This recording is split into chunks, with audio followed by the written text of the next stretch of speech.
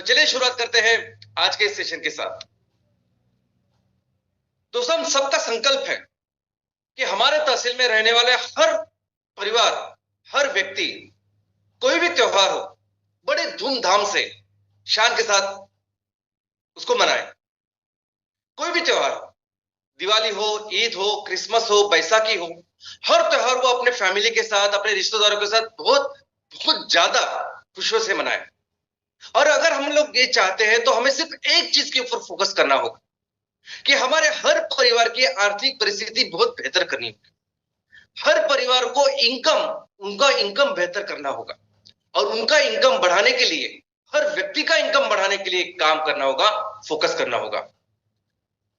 दोस्तों, भारत के कई प्राचीन ग्रंथों में से सबसे श्रेष्ठ ऐसे ग्रंथ यानी रामायण और महाभारत है। इन्होंने पूरी दुनिया को समझाया है कि हमारा ये जो जिंदगी है, इसके लक्ष्य क्या है। इसको उन्होंने नाम दिया है पुरुषार्थ, पुरुष अर्थ। अभी ये पुरुष यानी स्त्री पुरुष वाला पुरुष नहीं है, तो इस पुरुष का नाम है जीवन। तो इस जीवन के क्या उद्देश्य है, ये उन्होंने बहुत ही सरल सिंपल लैंग्वेज में पूरी दुनिया को बताया है। और यही कारण है कि रामायण महाभारत जैसे ग्रंथों का ऑलमोस्ट हर देश में, हर भाषा में अनुवाद है। हर देश में वो उतने ही वंदनीय है जितने वंदनीय वो अपने भारत देश में। अब ये जो फिलोसॉफी है, ये जो उन्होंने सभी देश को, दुनिया को ये चीजें बताई है, इसके ऊपर कई सारे दुनिया के विद्वान उन्होंने अपनी राय रखी। उन्होंने रखा है कि ये जो चार पुरुषार्थ है, चार पुरुषार्थ हमारे प्राचीन महान ग्रंथ बताते हैं: धर्म, अर्थ, काम और मोक्ष। तो इसके ऊपर मैक्सिमम सभी विद्वानों का यह कहना है कि इसमें सबसे पहला आता है धर्म। धर्म का मतलब है आप अपने बाकी के लोगों के साथ, सिर्फ लोग ही नहीं, बाकी के पशु पक्षी जीवों के साथ किस तरह से व्यवहार करते हो, आपकी क्या नीति है, क्या आचार संहिता है, क्या कोड ऑफ कंडक्ट है जिससे आप जीवन व्यतीत करते हो, और वही है धर्म। तो सबका ऐसा मानना है कि धर्म पहले होना चाहिए, धर्म पहले आता है। लेकिन इससे सिर्फ अलग राय है हमारे सबसे विद्वान, वन ऑफ द सबसे विद्वान ऐसे महान विद्वान की, उनका नाम है कौटिल्य या चाणक्य। उनकी राय थोड़ी सी अलग है। वो कहते हैं कि इन चार जो पुरुषार्थ है उसमें से सबसे पहला आना चाहिए और आता है वो है अर्थ। हर व्यक्ति के पास एक पर्याप्त ऐसा धन या पर्याप्त ऐसे द्रव्य होने चाहिए। अगर आपके पास पर्याप्त धन है तो आप बाकी के सभी जो पुरुषार्थ है उनको अच्छी तरह से उनका आचरण कर सकते हो। लेकिन अगर आपके पास पर्याप्त धन नहीं है, द्रव्य नहीं है, फिर आप हो सकता है कि आप बाकी की ये जो पुरुषार्थ, जो उद्देश्य है, वो सही तरह से आप नहीं कर सकते। ना आप धर्म का आचरण सही तरह से कर सकते हो सकता है आप फैमिली को जो उनकी केयर करनी चाहिए वो नहीं कर सकते। ये जो उनकी राय है, उस राय से ही हम भी पूरा एमसीएल बहुत ही सुसंगत, यानी हमारे भी वही सोच है। आज हमारे सोसाइटी में, हमारे तहसील में कई सारे सामाजिक चैलेंजेस है।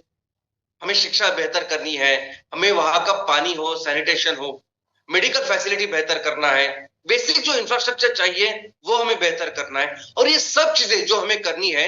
लेकिन हम समझते हैं कि इन सभी चीजों के पहले, इस सामाजिक विकास के पहले आएगा आर्थिक विकास। हमें आर्थिक विकास पहले करना होगा और उसके बाद ही हम इन सामाजिक जो चीजें हैं, सामाजिक जो हमारे चैलेंजेस हैं, उसको बेहतर कर सकते हैं। और दोस्तों, कैसे होगा हमारे तहसील का जो आर्थिक विकास जो हमें करना है वो कैसे होगा? तो उसका सिर्फ एक ही तरीका है। हमारे क्षेत्र में हमारे लोगों का अगर इनकम बेहतर करना है, उनकी जिंदगी बेहतर करनी है, तो उसका सिर्फ एक ही तरीका, वो है व्यापार, वो है बिजनेस। बाकी दूसरा कोई तरीका नहीं। क्योंकि बिजनेस ऐसी चीज है, बिजनेस ऐसी ऐसी प्रोसेस है कि जिसमें धन प्राप्त करना, धन को तैयार करना, संपत्ति का निर्माण करना, ये एकमेव उद्देश्य के साथ वो किया जाता है। इसलिए हमें बहुत अच्छी तरह से ये समझना होगा कि व्यवसाय करना, बिजनेस करना यानी क्या, व्यापार करना यानी क्या। अगर आप व्यापार करना चाहते हैं और आप किसी कंपनी की फ्रेंचाइजी लेके अगर कुछ बेचने की कोशिश कर रहे हो तो वो व्यापार नहीं है। किसी प्रोडक्ट की अगर किसी आपने एजेंसी ली है, उसको बेच रहे हो तो वो व्यापार नहीं है। मार्केटिंग करना, प्रमोशन करना व्यापार नहीं है। व्यापार क्या है? तो व्यापार है, बिजनेस है कि किसी वस्तु का आप निर्माण करें, किसी वस्तु को या किसी सेवा का निर्माण करें और उस ऐसी वस्तु और ऐसी सेवा होनी चाहिए कि जिसकी वजह से आप ग्राहकों की कोई जरूरत उसको पूरा कर रहे हो, उस वस्तु से आप ग्राहकों की जिंदगी बेहतर कर सकते हो, या आज उस ग्राहकों के जीवन में कोई प्रॉब्लम है, उस प्रॉब्लम का सोल्यूशन करके आप ये वस्तु उनको प्रदान कर रहे हो और ये वस्तु उनको दे रहे हो, उनसे आप द्रव्य ले रहे हो और पैसा कमा रहे हो। तो बेसिकली बिजनेस यानी उस वस्तु या उस सेवा का निर्माण करना है और उससे द्रव्य धन कमाना, ये पूरी डेफिनेशन, ये व्याख्या और ये मीनिंग है बिजनेस का जो करना पड़ेगा। और इसमें क्या होता है कि जब आप किसी वस्तु का निर्माण करते हो तो उसके लिए समझे कि शायद 4 अलग अलग तरह के रॉ मटेरियल लगते हैं। अभी 4 अलग अलग तरह के रॉ मटेरियल जो तैयार करते हैं उनको भी उसमें द्रव्य प्राप्ति होती है, उनकी भी इनकम बढ़ती है। वो जो रॉ मटेरियल है उसकी प्री प्रोसेसिंग है, उसकी ट्रांसपोर्टेशन है, बाकी की चीजें हैं, मैन्युफैक्चर में कई सारी जगह पे लोग लगते हैं, इन सभी हर लेवल पे रोजगार निर्मित होती है, सबको अच्छा इनकम मिल सकता है और अल्टीमेटली पैकेजिंग होके वो ट्रांसपोर्टेशन वगैरह होके अल्टीमेटली वो ग्राहकों के पास जाता है। तो ये पूरा जो प्रोसेस है, इस प्रोसेस में हमारे गांव के, हमारे तहसीलों के कई सारे रिसोर्सेस है जो ऐसे ही आइडल पड़े हुए होते हैं, उसका यूटिलाइजेशन होता है। इस पूरे प्रोसेस पे हमारे कई सारे लोगों को एक अच्छी अपॉर्चुनिटी मिलती है, रोजगार की मिलती है, पैसे कमाने की मिलती है, बिजनेस की मिलती है। और दोस्तों इस कोई भी बिजनेस अगर तैयार करनी है, कोई फैक्ट्री की शुरुआत करनी है, तो इसके लिए क्या क्या लगता है, मुझे लगता है कि हमने स्कूल में भी पढ़ा है, कॉलेज में भी पढ़ा होगा कि अगर हमें फैक्ट्री कोई डालनी है तो जगह चाहिए, लोकेशन चाहिए, पानी चाहिए, बिजली चाहिए, रास्ते चाहिए और उसके साथ फिर टेक्नोलॉजी चाहिए, जो कुछ हम लोग बनाते हैं, जो हमें बनाना है, मैन्युफैक्चर करना है, फिर मार्केट और बाकी सब कुछ चीजें चाहिए। अभी इस चीजों में जो इंफ्रास्ट्रक्चर है यानी लोकेशन या पानी, बिजली, रास्ते, ये बहुत बार ऑलमोस्ट सभी देशों में ये काम गवर्नमेंट करती है। गवर्नमेंट व्यवसायों को, उद्योजकों को ये इस्तेमाल ये अवेलेबल करके देती है। लेकिन आज अगर आप देखोगे ये छोड़ के बाकी की जो चीजें हैं, टेक्नोलॉजी है, मार्केट है, इन सभी चीजों सबसे महत्वपूर्ण चीज अगर बिजनेस में कोई लगती है तो वो है रॉ मटेरियल। सबसे इंपॉर्टेंट है रॉ मटेरियल। इनफैक्ट आज अगर किसी चीज को आपकी निर्मित करनी है, टेक्नोलॉजी के बारे में अगर मैं बोलना चाहूंगा कि आज की जो एज है, आज इंफॉर्मेशन टेक्नोलॉजी की एज है। आज आपको अगर कोई चीज बनानी है तो वो कैसे बनानी, क्या बनानी, इसकी इंफॉर्मेशन, इसकी टेक्नोलॉजी आपको मिल जाएगी। उसके लिए जो प्लांट एंड मशीनरी चाहिए, वो प्लांट एंड मशीनरी देश दुनिया के किसी भी कोने में अगर कोई देश बनाता होगा, वो देश, वो मैन्युफैक्चरर आपको बेच सकता है। एक वो चीज कि जिसकी वजह से वो फैक्ट्री आपके तहसील में लगेगी कि नहीं, वो फैक्ट्री आपके गांव में लगेगी कि नहीं, ये डिसाइड करता है सिर्फ और सिर्फ रॉ मटेरियल। रॉ मटेरियल इस पूरे बिजनेस केस में सबसे ज्यादा महत्वपूर्ण ऐसे होता है। तो दोस्तों आज समझते हैं इस रॉ मटेरियल के बारे में। रॉ मटेरियल का मतलब होता है कच्चा माल। रॉ मटेरियल का मतलब होता है कच्ची सामग्री, कच्चा माल, कच्ची सामग्री जिससे हम वो प्रोडक्ट, उस वस्तु का निर्माण करते हैं जो बेच सकते हैं। अब इस रॉ मटेरियल के अलग अलग उसका वर्गीकरण है, अलग अलग उसके प्रकार है। एक सिंपल वर्गीकरण उसका ऐसा है कि डायरेक्ट रॉ मटेरियल और indirect raw material. Direct raw material वो रॉ मटेरियल होता है कि जिससे वो चीज डायरेक्टली बन जाती है, जो वस्तु हमें बेचनी होती है वो डायरेक्टली बनता है। इनडायरेक्ट यानी उस रॉ मटेरियल से पहले दूसरी कोई चीज बनती है, बाद में जाके वो वस्तु बनती है जिसको हम मार्केट में बेच सकते हैं। ऐसा समझिए कि एक स्टील मैन्युफैक्चरिंग कंपनी है, स्टील बनाती है, उसके लिए लोहे के जो पत्थर है, आयरन ओर्स है, वो डायरेक्ट रॉ मटेरियल है क्योंकि उस पत्थरों से डायरेक्ट स्टील बनने वाला है। लेकिन अगर वो स्टील जा रहा है किसी फैक्ट्री में मोटर बनाने के लिए, कार बनाने के लिए, तो उस कार कंपनी के लिए ये जो लोहे का पत्थर है ये हुआ इनडायरेक्ट रॉ मटेरियल। इसके अलावा और एक इंपॉर्टेंट चीज है जो समझनी है। कुछ ऐसे रॉ मटेरियल होते हैं जिसे कहते हैं सेकेंडरी रॉ मटेरियल। अभी सेकेंडरी रॉ मटेरियल यानी क्या? तो ऐसे रॉ मटेरियल जो ऑलरेडी इस्तेमाल करे, उसका इस्तेमाल हो चुका है और फिर से हम उसको रिसाइकल कर रहे हैं, उसको फिर से इस्तेमाल कर रहे हैं। ऐसे रॉ मटेरियल्स को जो ऑलरेडी इस्तेमाल हो चुके हैं और रिसाइकल करके हम फिर से इस्तेमाल कर रहे हैं, इसे कहते हैं सेकेंडरी रॉ मटेरियल। अब ये सेकेंडरी रॉ मटेरियल हमें जानना और समझना बहुत जरूरी है। वो क्यों? क्योंकि आने वाले दिनों में बहुत इंपॉर्टेंट चीज, एक काम, एक संकल्प हम अपने तहसील के लिए, गांव के लिए करने वाले हैं, और वो है जीरो वेस्ट तहसील। इस एक बहुत प्रमुख समस्या के ऊपर हम काम करने वाले हैं, कचरा मुक्त तहसील। आज छोटे से गांव से लेके बड़े गांव तक, बड़े शहरों तक हम देखते हैं कि ये सभी जो कचरा है, ये कचरे का भी पहाड़ बन रहा है। छोटा पहाड़, बड़ा पहाड़, सब कचरा पहाड़ों में जा रहा है, और इस कचरे की वजह से पर्यावरण की जो दुर्दशा हो रही है, जो उनका संकट हो रहा है, नुकसान हो रहा है, वो हमारे आंखों के सामने है। पोल्यूशन का सबसे बड़ा कारण आज की तारीख में ये कचरा है। लेकिन यही कचरा ये सेकेंडरी रॉ मटेरियल हो सकता है। यही कचरा अगर हम मिक्स करके नहीं, अलग अलग तरीके से ले, तो हर एक टाइप का कचरा किसी ना किसी फैक्ट्री में जा सकता है। यानी ढूंढने की भी कोशिश करने की जरूरत नहीं हमें। ऑलरेडी ऐसे कंपनीज है, फैक्ट्रीज है, मैन्युफैक्चरिंग है, जहां ये सब कचरा अगर वो अलग अलग काम करके ले, तो वहां जा सकता है सेकेंडरी रॉ मटेरियल का। दोस्तों, जैसे हम अपने घर में अखबार रखते हैं, उसको फेंकते नहीं। आप कभी भी अखबार को कभी नहीं देखोगे कचरे में, वो रखते हैं 1 महीना, 1.5 महीना, 2 महीना, 2 महीने के बाद हमें 100-150 रुपए मिलते हैं शायद, लेकिन फिर भी हम रखते हैं, 2-2 महीने तक रखते हैं, क्योंकि उसकी कुछ कुछ मूल्य है। वैसे ही अगर हमने इस कचरे की जो हर चीज जो होती है अलग अलग, उसको कोई मूल्य दिया, तो फिर कोई भी उसको फेंकेगा नहीं, क्योंकि जिस ये चीज बेच के हम जो पैसे कमाएंगे, उस पैसे से एक हिस्सा हम ग्राहकों को, यानी जिनसे वो कचरा है, उसको भी देंगे। जैसे अखबारों के साथ होता है, वैसे ही सेम हम हर एक कचरे के साथ करेंगे। और दोस्तों, इसी के साथ एक बहुत बड़ी रोजगार निर्मित, एक बड़ा बिजनेस का पूरा सेक्टर हमें डेवलप करना है हर तहसील में। आने वाले दिनों में किसी भी तहसील में, किसी की गांव के बाहर एक कचरे के पहाड़ बिल्कुल दिखने नहीं चाहिए। दोस्तों, ये बिजनेस का जो पूरा एक साइकिल होता है, साइकिल कहते हैं जिसे, कि जिसमें बिजनेस के लिए जो रॉ मटेरियल होते हैं, उस रॉ मटेरियल को उत्पादन करना, उसका ट्रांसपोर्टेशन, प्री प्रोसेसिंग, मैन्युफैक्चरिंग करके उसको फिर पैकेजिंग करना, उसको लेके जाना, ग्राहकों को बेचना, और ग्राहकों से पैसे मिलाना, लेना, वो पैसे सब में बांटना और इनकम जनरेट करना, ये पूरा जो चीज होती है ना, इसे कहते हैं बिजनेस साइकिल।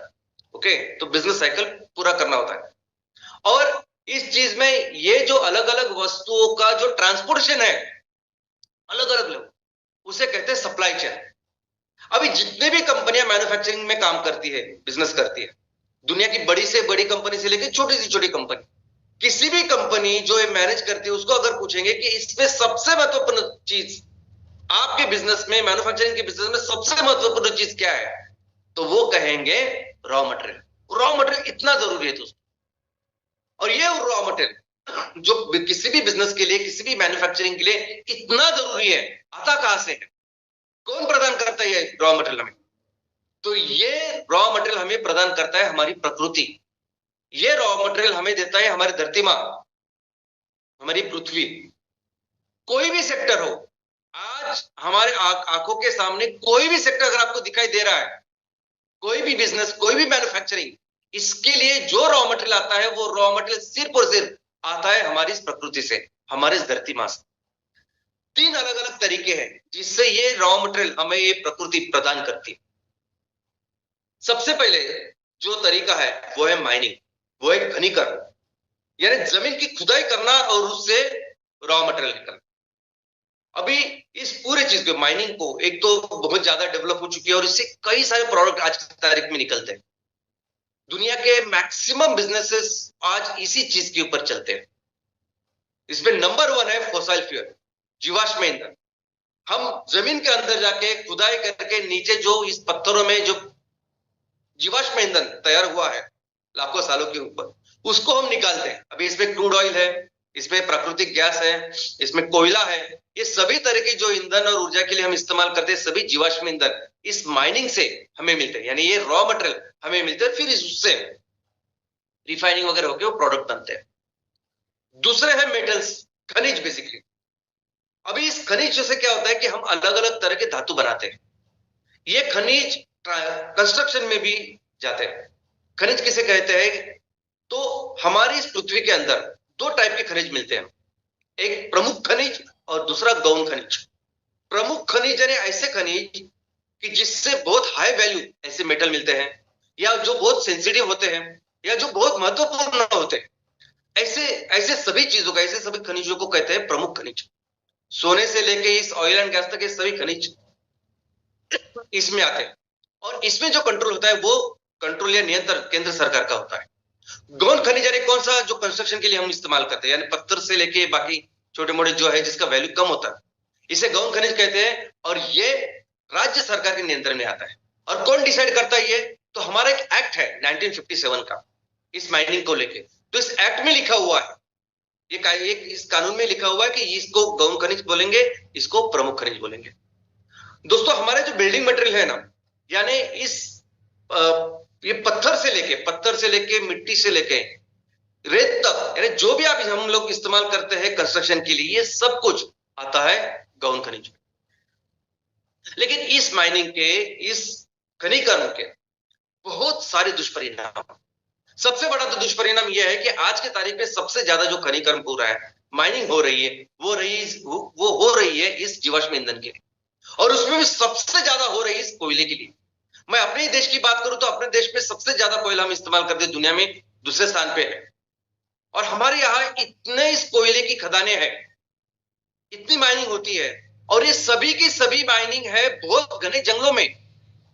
भारत देश की जितने भी कोयले की खदानें हैं वो घने जंगल में है। आप सोचिए उस जंगल में रहने वाले पशु पक्षी जीव कितना नुकसान हम लोग कर रहे हैं, इस पर्यावरण का और इस प्राकृतिक संतुलन का कितना बड़ा नुकसान हम कर रहे हैं। उसी के साथ यहाँ इस जंगलों में रहने वाले हमारे आदिवासी भाई बहन हैं, उनके परिवार है, अभी उनका सिर्फ विस्थापन नहीं होता दोस्तों, ये सिर्फ विस्थापित नहीं होती इस खदानों को, पूरी जिंदगी उनकी बदल जाती है। इतने सारे संकटों का सामना उनको करना पड़ता है। माइनिंग के यानी जितने आप बोलोगे उतने प्रॉब्लम्स आज इस माइनिंग की वजह से। और इस माइनिंग का, इस खनिकर्म का एक लिमिटेड रोल होगा अगर हमें सस्टेनेबल इकोनॉमी करनी। देखो सस्टेनेबल इकोनॉमी यानी क्या? तो सस्टेनेबल चीज का एकदम सिंपल अर्थ है, यानी अगर वो चीज हम आगे के हजारों सालों तक अगर कर सकते हैं ना, तो उसे कहेंगे हम सस्टेनेबल। अभी अगर माइनिंग के बेस के ऊपर हम इकोनॉमी का निर्माण करते हैं, अगर माइनिंग के बेस पे हम अपने आर्थिक विकास की योजना करते, उसको चलाते, तो वो बिल्कुल सस्टेनेबल नहीं, वो नहीं चलेगा हजारों सालों तक, हमें पता है। तो माइनिंग का बेसिकली लिमिटेड रोल होना चाहिए। मेटल्स हम लोग उससे निकालने चाहिए और मेटल कंटिन्यूसली रिसाइकल होने चाहिए, बस इतना ही रोल होना चाहिए, लेकिन उसका ज्यादा है। दूसरा जो तरीका है जिससे ये प्रकृति हमें रॉ मटेरियल प्रदान करती है, वो है वनस्पति। वनस्पति से हमें रॉ मटेरियल मिलता है। तीसरा जो प्रकार है कि जिसकी वजह से ये जिस तरीके से ये प्रकृति, ये धरती माँ हमें रॉ मटेरियल प्रदान करती है, वो है एनिमल्स, प्राणियों से मिलने वाला रॉ मटेरियल। तो हमने देखा कि 3 तरीके हैं। हमने देखा कि माइनिंग जो है, खनिकर्म जो है, उसका बहुत लिमिटेड रोल होना चाहिए और है आइडियली। तो बेसिकली जो मैक्सिमम रॉ मटेरियल आना चाहिए वो किससे आना चाहिए? वो वनस्पति और एनिमल्स, प्राणी, बस इनसे ही आना चाहिए। और सिस्टमैटिकली वनस्पति से रॉ मटेरियल तैयार करना, सिस्टमैटिकली जानवरों को अपने साथ उनका ख्याल रखना, उनसे अलग अलग उत्पादनों का निर्माण करना, ये हम किसमें करते हैं? तो ये हम करते हैं एग्रीकल्चर, ये करते हैं हम खेती में। इसलिए अगर हमें सस्टेनेबल इकोनॉमी का निर्माण करना है, उसके लिए सस्टेनेबल रॉ मटेरियल चाहिए, तो उसका एक ही चीज है, उसका एक ही सवाल है, उसका एक ही आंसर है, एक ही तरीका है करने का, वो है खेती। और खेती का मतलब यानी सब कुछ आता है इसमें, खेती करना भी है, इसमें फलोत्पादन भी है, पशुपालन भी है, फिशरीज भी है, मत्स्य व्यवसाय भी है, सब कुछ सस्टेनेबल रॉ मटेरियल के तरीके हैं। दोस्तों अगर हम लोग वनस्पति की बात करें, यानी पेड़ों से हमें जो कुछ चीज मिलते हैं, खेती करके हमें जो चीज मिलते हैं, उसमें आप देखेंगे तो ऑलमोस्ट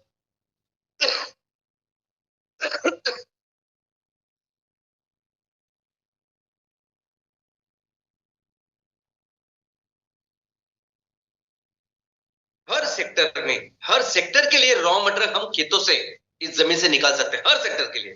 आप देखिए फूड इंडस्ट्री, हम सभी जानते हैं कि फूड इंडस्ट्री में सबसे महत्वपूर्ण जो सोर्स है रॉ मटेरियल का, वो है हमारी खेती। लेकिन इसके अलावा ईंधन में भी हमने देखा है कि बायोफ्यूल रियल सस्टेनेबल फ्यूल है।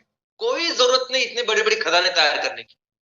हम जो भी चाहिए, कोयला चाहिए, फ्यूल ट्रांसपोर्टेशन से लेके ऊर्जा निर्मित के लिए चाहिए, हर तरह का ईंधन हम तैयार कर सकते हैं बायोफ्यूल से। वो भी आएगा। उसके लिए रॉ मटेरियल कहां से आएगा? खेतों से। उसके अलावा कंस्ट्रक्शन, स्पेशली बांबू के कई कई अलग अलग वैरायटीज है, स्पीसीज है, जो बहुत लॉन्ग टर्म हमें सस्टेनेबल ऐसा सपोर्ट दे सकते हैं, कंस्ट्रक्शन में जिसका उपयोग हो सकता है। टेक्सटाइल, हर तरह का जो वस्त्र हमें चाहिए, जो हमारी जरूरत है, वो पूरी उसके लिए रॉ मटेरियल आ सकता है खेतों से। फार्मा, यानी उपचार पद्धति में सबसे पुरानी, सबसे ज्यादा डेवलप्ड और सबसे अच्छी, सबसे ज्यादा प्रभावशाली है आयुर्वेदा। और इस आयुर्वेदा के जो सभी जो रॉ मटेरियल वो कहां से आते हैं? इसी वनस्पति से, पेड़ों से। कॉस्मेटिक और हेल्थ केयर, आज ये जो बहुत बड़ी इंडस्ट्री बन चुकी है, बहुत बेहतरीन प्रोडक्ट हम अपने इस खेतों से, जमीन से उगा सकते हैं। इनफैक्ट कोई भी चीज, यानी सुबह हम जो ब्रश करते हैं, जो टूथपेस्ट लेके ब्रश करते हैं, उससे लेके हम रात को सोने के लिए जो कॉइल का इस्तेमाल करते हैं मच्छरों के लिए, हर चीज, यानी आपके किचन से जो चीज आपको लगती है, टॉयलेट के लिए जो चीज क्लीन करने के लिए लगते हैं, हर चीज का जो उपयोग या हर चीज का जो रॉ मटेरियल है, वो रॉ मटेरियल हम इस खेतों से निर्माण कर सकते हैं और उसका उपयोग कर सकते हैं। वैसे अगर आप एनिमल्स की बात करेंगे, अगर हम प्राणियों की बात करें, तो उनसे भी कई सारी चीजें मिलती है, कई सारा रॉ मटेरियल मिलता है। तो एक बड़ी इंडस्ट्री उससे डेवलप होती है, वो फूड प्रोडक्ट्स। यानी हम देख सकते हैं कि इन प्राणियों से मिलने वाली कई सारी चीजें, उसका अपने आप में एक बहुत बड़ा सेक्टर है। उसके अलावा आयुर्वेदा कॉस्मेटिक्स में लगने वाले सभी जो प्रोडक्ट्स है, उत्पादन है, ये कई सारे उत्पादन ये एनिमल बेस है, जो बहुत बेहतरीन है। इसके अलावा रेशम वस्त्र हो, इसके जैसे वस्त्रों का निर्माण हो, या लेदर की कई सारी चीजें, ये सभी जानवर हमें प्रदान करते हैं। फिशरीज, मत्स्य व्यवसाय भी एक तरीका है कि जिससे बहुत सारा रॉ मटेरियल आ सकता है, फूड इंडस्ट्री के लिए आ सकता है। अगेन आयुर्वेदा, अगेन कॉस्मेटिक्स, इन सभी चीजों के लिए fisheries can be a good raw material. Forest, जंगल भी एक बहुत बड़ा एक सोर्स है रॉ मटेरियल का। इनफैक्ट जंगलों के कई सारे ऐसे उत्पादन है, कई चीज है कि जो रॉ मटेरियल करके हम इस्तेमाल कर सकते हैं और बहुत बेहतरीन ऐसे प्रोडक्ट हम तैयार कर सकते हैं। और इस पूरे परिस्थिति में ऐसा देश जो सबसे ज्यादा सस्टेनेबल रॉ मटेरियल बनाता हो, ऐसा देश जिसमें सबसे ज्यादा एग्रीकल्चर, खेती हो सकती है, ये सभी तरह के रॉ मटेरियल की निर्मित हो सकती है, ऐसा देश अगर पूरी दुनिया में कोई है तो वो है भारत। दोस्तों, कोई भी इंडस्ट्री आप लीजिए, आज जो भी इंडस्ट्री में लोग बिजनेसेस कर रहे हैं, फैक्ट्रीज है, उनकी मैन्युफैक्चरिंग है, फैसिलिटीज है, हर चीज के लिए हम रॉ मटेरियल अपने खेतों से ले सकते हैं, पशुपालन करके ले सकते हैं, मत्स्य व्यवसाय करके ले सकते हैं। लेकिन आज ऐसा नहीं हो रहा। आज कोई भी इंडस्ट्री हो, किसी भी सेक्टर में लोग जो काम कर रहे हैं, कंपनियां काम कर रहे हैं, वो कहां से रॉ मटेरियल लाते हैं? कहां से उनको रॉ मटेरियल मिलता है? तो वो रॉ मटेरियल आज वो खेतों से नहीं ले रहे, वो रॉ मटेरियल वो ले रहे हैं इस पेट्रोकेमिकल से, वो रॉ मटेरियल आज वो ले रहे हैं इस क्रूड ऑयल से। इनफैक्ट आप देखोगे कि हर सेक्टर, अभी फर्टिलाइजर, खाद का जो सेक्टर है, बेसिकली वो खाद बिल्कुल नहीं आना चाहिए क्रूड ऑयल से, वो खाद आना ही चाहिए सिर्फ और सिर्फ वनस्पति से, वनस्पति प्राणियों से, उनसे आना चाहिए खाद। और क्योंकि वो 100% जाता है हमारा खाना बनाने के लिए। लेकिन आज हम लोग क्रूड ऑयल से ले रहे हैं और उसका परिणाम हम देख रहे हैं, कितना कैंसर फैलता जा रहा है। वस्त्र 100%, 80% तक तो हम लोग इस्तेमाल कर रहे हैं। आज जो भी वस्त्र का निर्माण, जो भी हम लोग पहनते हैं, इस्तेमाल कर रहे हैं, 80% क्रूड ऑयल से आ रहा है। फर्नीचर, मैक्सिमम फर्नीचर आज क्रूड ऑयल से आ रहा है। कॉस्मेटिक्स बोलिए, पेंट बोलिए, हर चीज के लिए आज जो रॉ मटेरियल बन रहा है, वो रॉ मटेरियल बन रहा है किससे? तो क्रूड ऑयल से। दोस्तों, आपने कभी गौर किया कि कैसे यूरोप में छोटे छोटे देश है, लेकिन उनकी इकोनॉमी कितनी बड़ी है? अमेरिका भले ही वो आकार से बड़ा हो, लेकिन उसके पास इतनी खेती नहीं है। भारत जैसे देश, भारत जैसी जितनी खेती है, वो ना अमेरिका के पास है, ना जापान के पास है, ना यूरोप के पास है। और यूरोप, उसके बहुत सारे राष्ट्र तो हमारे राज्यों से बहुत छोटे छोटे हैं, फिर भी इतनी बड़ी इकोनॉमी का निर्माण। टेक्सटाइल इंडस्ट्री में सबसे बड़ी बड़ी जो कंपनी है वो यूरोप में है। कॉस्मेटिक में सबसे बड़ी बड़ी कंपनी है वो यूरोप में है। तो फिर ये लोग, ये जो मैन्युफैक्चरिंग करते हैं, लाते कहां से रॉ मटेरियल? तो ये बेसिकली रॉ मटेरियल लाते हैं इस क्रूड ऑयल से। और ये इतने होशियार है कि इस क्रूड ऑयल के लिए लगने वाला जो रॉ मटेरियल है, उसके लिए जो रिफाइनरी चाहिए, क्रूड ऑयल से वो रिफाइनरी होगी, उस रिफाइनरी से पेट्रोल डीजल नहीं बनता, तो इस रिफाइनरी से ये सब रॉ मटेरियल बनता है। वो क्रूड ऑयल की रिफाइनरी भी वो नहीं लगाते, की जरूरत नहीं, वो आउटसोर्स करते हैं। और कौन करता है, कौन उनको देता है ये सब रॉ मटेरियल तैयार करके? भारत। दोस्तों आप सुन के ताज्जुब होगा, लेकिन हमारे देश का नंबर 1 जो एक्सपोर्ट है, सबसे ज्यादा एक्सपोर्ट है, वो क्या है? तो नंबर 1 पे है ये मिनरल फ्यूल्स, ये रॉ मटेरियल जो क्रूड ऑयल से बन रहा है। हमारे देश में रिलायंस की सबसे बड़ी रिफाइनरी है, सबसे बड़ी कैपेसिटी। इतने साल से रिलायंस रिफाइनरी में एक्चुअली उनका बिजनेस क्या है? यही तो है, क्रूड ऑयल लाना, उससे अलग अलग रॉ मटेरियल बनाना और फिर से एक्सपोर्ट करना। रिलायंस कभी भी रिटेल आउटलेट यानी डीजल पेट्रोल बेचने में नहीं थी, यही बिजनेस था। अभी कुछ दिनों से है जो हमारे सामने है, लेकिन उनका बिजनेस आज भी वो है। और हमारे पूरे देश का अगर आपने एक्सपोर्ट देखा तो नंबर 1 पे ये चीज है। लेकिन दोस्तों ये अभी ज्यादा देर तक नहीं कर सकते। इन्हीं चीजों की वजह से, यही जो नॉन सस्टेनेबल, ये जो गलत काम हम लोग कर रहे हैं, इसी की वजह से तो अभी आज इतने बड़े संकट में है। दुनिया का सबसे बड़ा संकट है, हम पूरी दुनिया बर्बाद हो सकती है, ऐसे संकट के ऐसे कगार पे हम लोग खड़े हैं। आईपीसीसी, यूनाइटेड नेशन जब बोलती है कि कोड रेड है, तो आईसीयू में हम लोग, पूरी पृथ्वी आज आईसीयू में, ऐसी परिस्थिति आज हमारे सामने है, और वो है सिर्फ और सिर्फ इस पेट्रोकेमिकल की वजह से। तो दोस्तों अगर हमें इस संकट से, इस दुनिया को बचाना है, लोगों को बचाना है, हमारे भविष्य को बचाना है, एक ही सोल्यूशन, ये सभी जो रॉ मटेरियल है ना, जो अलग अलग सेक्टर के लिए आ रहा है, ये सभी रॉ मटेरियल कंपलसरी आना चाहिए खेतों से, एग्रीकल्चर से। और जब ये चीज है, जब आने वाले दिनों में कंपलसरी रॉ मटेरियल खेतों से ही आने वाला है, तो इस पे सबसे अमीर देश अगर पूरी दुनिया में कोई है तो वह हमारा भारत। ये सभी सस्टेनेबल रॉ मटेरियल जिससे मिल सकते हैं वो है हमारा भारत। मैक्सिमम आ सकता है हमारा भारत। और इसलिए आने वाले दिनों में बिजनेस का भी सबसे ज्यादा पोटेंशियल अगर किसी देश में है तो वो है हमारा भारत। और ये जो प्रोडक्ट्स, ये जो वस्तु का भी जो हम लोग निर्माण करेंगे ना, अभी ये वस्तुएं भी ऐसी वस्तुएं की जो कंपलसरी सबको चाहिए। ये जो एनर्जी चाहिए, ईंधन चाहिए, खाना चाहिए, कंपलसरी चाहिए। और जो सस्टेनेबल खाना, सस्टेनेबल ईंधन आने वाले दिनों में अगर कोई देश पूरी दुनिया को दे सकता है तो वो है भारत। और यही कारण है, यही स्टेटस है कि जिसकी वजह से हम फिर से वो करने वाले हैं। फिर से हम दुनिया की सबसे बड़ी इकोनॉमी बाय डिफॉल्ट बनेंगे। दोस्तों हमने देखा कि पूरी जो हमारा जो इतिहास है, संस्कृतियों का इतिहास, जब से इकोनॉमी की शुरुआत, देशों की शुरुआत हुई है, अलग अलग देश, अलग अलग इकोनॉमीज की शुरुआत हुई है, more than 90% of the time हम दुनिया के लिए सबसे बड़ी अर्थव्यवस्था थे। दुनिया के लिए 40% से ज्यादा जीडीपी हम बना रहे थे, और वो फिर से बनेगा। अभी फिर से वो बनेगा। फिर से भारत दुनिया के लिए सबसे ज्यादा इनकम या जीडीपी का निर्माण करेगा। और इस निर्माण में, इस पूरे प्रोसेस में हमारे ये जो फैमिलीज है ना, ये जो हमारे परिवार है, लोग हैं, इनका जो इनकम है कम से कम 6 से 8 गुना, 10 गुना तक बढ़ेगा। ये बाय डिफॉल्ट बढ़ेगा। और वैसे नहीं बढ़ेगा। देखो अभी आज की तारीख में अगर हम देखेंगे तो ऐसा, नॉर्मली पर कैपिटा इनकम कैसे निकालेंगे हम भारत का? तो टोटल भारत का इनकम डिवाइडेड बाय कितने लोग इसमें रहते, तो वो क्या हुआ पर कैपिटा इनकम, प्रति व्यक्ति इतना इनकम है। अभी उस प्रति व्यक्ति इनकम को हमें 6 से 8 गुना बढ़ने ही वाला है बाय डिफॉल्ट। लेकिन वो आज जो भी इनकम है वो समान, उसका वाटअप नहीं है, समान डिस्ट्रीब्यूशन नहीं है, उसमें बहुत सारी असमानता है। दोस्तों अगर हम लोग देखेंगे तो जितना भी इनकम भारत में निर्माण होता है, उस इनकम का 1/3 इनकम यानी 1/3, 1/3 इनकम 1% लोगों के पास है। 1% भारत में रहने वाले, ऊपर के जो 10% लोग हैं ना, उस 10% लोगों के पास 2/3 इनकम है। और 90% लोगों के पास 1/3। वो तो छोड़िए, जो आखिरी वाले, जो नीचे वाले 50% लोग हैं, आधे जो लोग हैं, उनके पास 6% भी इनकम नहीं। ऐसा नहीं होगा। ये जब एमसीएल काम करेगी तो आपको पता है कि एमसीएल का काम करने का तरीका क्या है।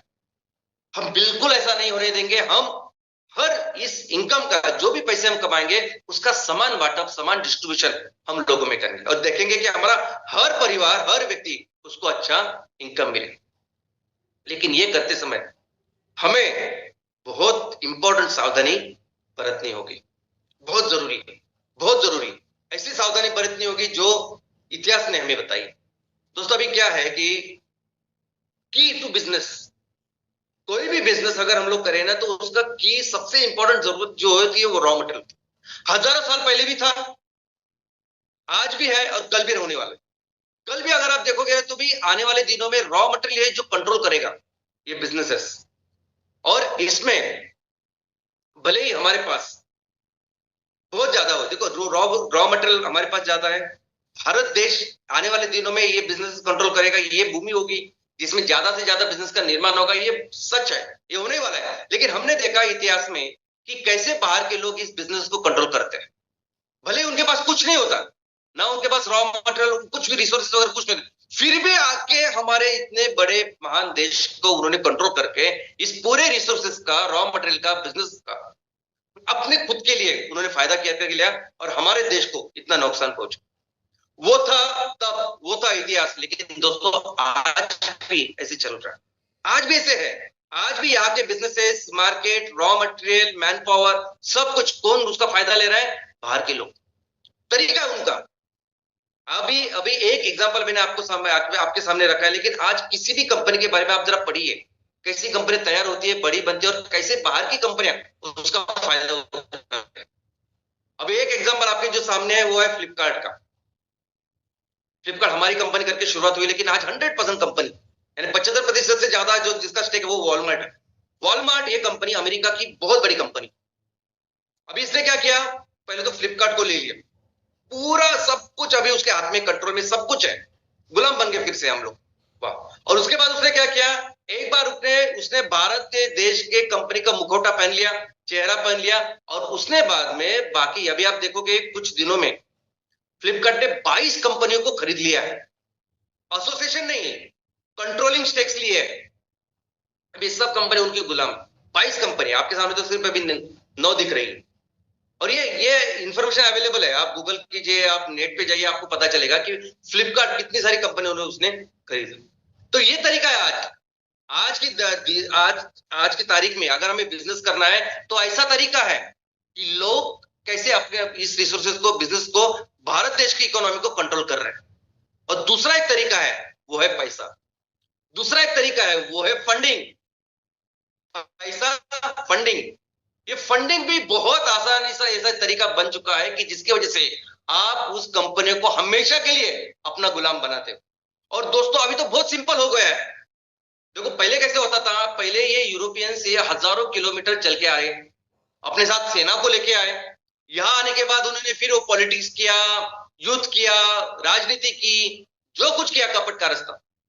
और उसके बाद फिर उन्होंने बिजनेस के कंट्रोल लिए। इतनी मेहनत करने के बाद अभी तो बहुत आसान बन चुका है। अभी तो इतना आसान बन चुका है ना कि वो बहुत आसानी से इन बिजनेस को कंट्रोल करते हैं, वो भी बाहर रह के, जरूरत है उनको यहाँ आने की। और उसका तरीका है फंडिंग। आज बहुत आसानी से मिल सकता है पैसा, फंडिंग। और ये लोग जो होते हैं ना, देखो ये लोग जब पैसा डालते हैं ना तो उनको टेक्नोलॉजी नहीं समझ में आती। उनको नहीं समझ में आएगा एमपुल क्या है, कैसे चलेगा, एम सीएनजी कैसे बेहतर है, या एम कुकिंग सिस्टम कितना बेहतर है, वो उनको कुछ नहीं समझ में आता। उनको समझ में आता है लोग, उनको समझ में आता है प्रमोटर्स, ये डॉक्टर लवेश, डॉक्टर श्याम, प्राची, ये सब उनको समझ में आएंगे। उनको पता चलेगा कि उनके साथ जो टीम लगी हुई है कितनी मेहनत के साथ कर रही है, वो विजन मिशन वो करेंगे, ये उनको समझ में आता है। और बस एक सिंपल सा तरीका होता है कि बस इक्विटी ले, पैसे दे, और हमेशा के लिए उनको गुलाम बनाए। और दोस्तों ये जो लोग होते हैं ना, इनको वल्चर कैपिटलिस्ट कहते हैं। वल्चर यानी क्या? गिद्ध, गिधाड़। अब गिद्ध क्या होता है? गिद्ध एक प्राणी जीव है जो जो जिसे जिसे प्रकृति ने बनाया रिसाइकलिंग के लिए, सस्टेनेबिलिटी के लिए। सस्टेनेबिलिटी छोटे छोटे सूक्ष्म जीव करते हैं, हमने देखा है। सस्टेनेबिलिटी में हमारा ये अर्थवर्म जो है, केचुआ, वो काम करता है खेतों में, वो हमने देखा है। तो प्रकृति की अपनी व्यवस्था, और उसमें का ही व्यवस्था का सबसे बड़ा प्राणी कोई है तो गिद्ध है। वो उसका काम उसको बनाया वैसे। कोई भी मृत जानवर जब होता है तो उसको पूरी तरह से सब कुछ खा लेता है, वो उनका एक कतरा भी नहीं रखता हो, क्योंकि वो उसका काम है, वैसे बनाया है माने उसको। लेकिन ये वल्चर कैपिटलिस्ट जब आते हैं किसी बिजनेस में, एक बार आपने उनको छू लिया और उन्होंने वो लेना शुरू कर दिया, तो जब तक पूरी इक्विटी आपकी खत्म नहीं हो जाती, जब तक पूरा कंट्रोल आपका खत्म नहीं होता, जब तक पूरे पैसे वगैरह प्रॉफिट उनके पास नहीं आता, तब तक वो आपको नोचते खाते पीते रहते हैं। यहां तक कि ये लोग तो टैक्सेस भी नहीं भरते। भारत में जो कंपनी को एक्विजिशन करते हैं उसके टैक्सेस भी नहीं भरते, गवर्नमेंट को भी पैसा नहीं देते। इस तरह कैसे लोग? नहीं, अभी नहीं, बिल्कुल नहीं, नहीं करेंगे हम। ये लोग जो है ना दोस्तों, ये लोग अभी उस पॉलिटिक्स में ना इंटरेस्टेड नहीं है, एडमिनिस्ट्रेशन में इंटरेस्टेड नहीं। अभी कोई आजादी विजादी के लिए कुछ नहीं होगा। एक बार ये लोग आ गए तो हमेशा के लिए अभी आ रहे हैं। हमेशा के लिए जो सस्टेनेबल इकोनॉमी है उसका उसका जो सबसे अमीर देश जो है, जहां ये होने वाला है सबसे अमीर, वो सिर्फ भारत में होने वाला है। एक बार ये आ गए तो ये कभी इसके बाद नहीं जाएंगे, और इसलिए हमें होने नहीं देंगे। आपको अंदाजा नहीं है, लेकिन एमसीएल इतनी स्ट्रांग पोजीशन में आज, अगर हमको फंडिंग चाहिए, अगर हमको पैसे चाहिए, कितने भी ज्यादा चाहिए, आज दुनिया में सबसे ज्यादा पैसे जिसमें लगाए जाते हैं वो है renewable oil and gas. 142 lakh crore एक साल में वो निवेश होता है उसमें, उससे ज्यादा अभी बढ़ रहा है। और इसमें एमसीएल की जो स्ट्रांग जो भूमिका, जिस लेवल पे एमसीएल है, आप अंदाजा नहीं कर सकते। हमको पैसे चाहिए ना तो हम कभी भी सिर्फ हाँ बोलो तो बहुत सारे लोग हमें पैसे दे सकते हैं, हमेशा के लिए दे सकते। कोई जरूरत नहीं इतना सब कुछ सहन करने की, इतनी मुश्किल करने की, लेकिन फिर भी हम काम कर रहे हैं, मेहनत कर रहे हैं, दिन रात मेहनत कर रहे हैं, दिन रात कोशिश कर रहे हैं कि हम लोग अपने इस पे करें, क्योंकि हम ये कंट्रोल कभी नहीं देंगे, कभी नहीं देंगे। हमको पता है इसके आगे क्या होगा। फिर हम कभी अपना कंट्रोल, किसानों का भविष्य, लोगों का भविष्य, देश का भविष्य किसी भी ये लोगों के फॉरेन के हाथ में बिल्कुल बिल्कुल देंगे नहीं। हम ख्याल रखेंगे हमारे लोगों का, हम ख्याल रखेंगे हमारे किसानों के भविष्य का, हमारे लोगों का भविष्य, और करेंगे हम। कोई बड़ी बात नहीं, ज्यादा मेहनत हम लोग हमें करनी पड़ेगी शुरुआत के कुछ दिन, बस उतना ही, लेकिन करेंगे। और जितनी हमारी कैपेबिलिटी है, जितना पोटेंशियल हमारे देश का है, हमारा है, कि दुनिया की सबसे बड़ी इकोनॉमी बनाएंगे, वो बनाएंगे। हर परिवार को एक बहुत अच्छा इनकम दिलाएंगे, हर घर को एक अच्छा इनकम दिलाएंगे, ताकि वो हर त्योहार को बहुत धूमधाम से, बहुत आनंद के साथ वो उसको मनाए, और मिलकर हम अपने देश को फिर से दुनिया का सबसे महान राष्ट्र देश बनाएंगे। जय हिंद, जय हिंद, धन्यवाद।